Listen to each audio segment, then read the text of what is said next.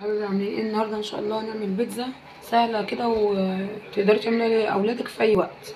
بيتزا العيش. هنجيب العيش الابيض، هو بلدي بس ابيض.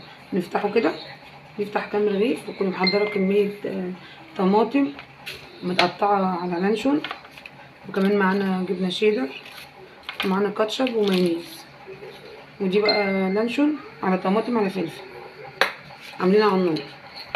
دلوقتي هعمل معاكم اهو اول حاجه. بسم الله الرحمن الرحيم.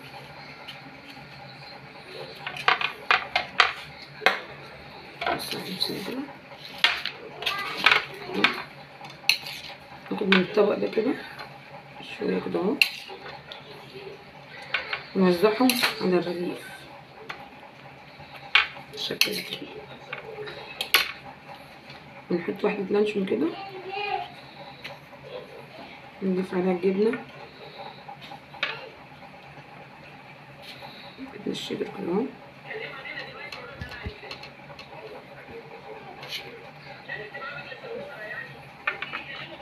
نعمل كده، ونعمل الرغيف التاني، وكمان نعمل نفس الطريقة برضو اهو.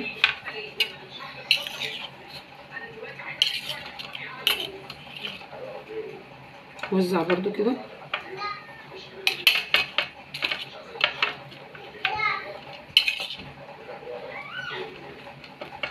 شوفي انت عايزة تعملي كمية قد ايه. بسم الله الرحمن الرحيم كده. نحط برضو اللانشون، شوفي انت بقى حطي كمية اللانشون اللي انت عايزاها حسب رغبتك.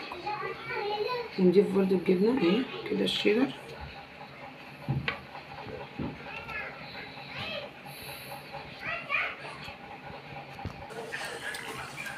دهنا الصينية كده، الصينية كده زيت اهو زي ما انتوا شايفين، ونرص الأرغفة بتاعتنا اهو.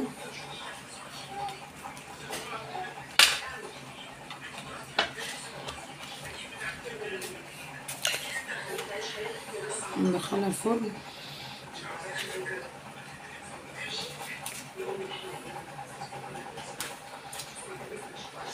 رش كده من فوق،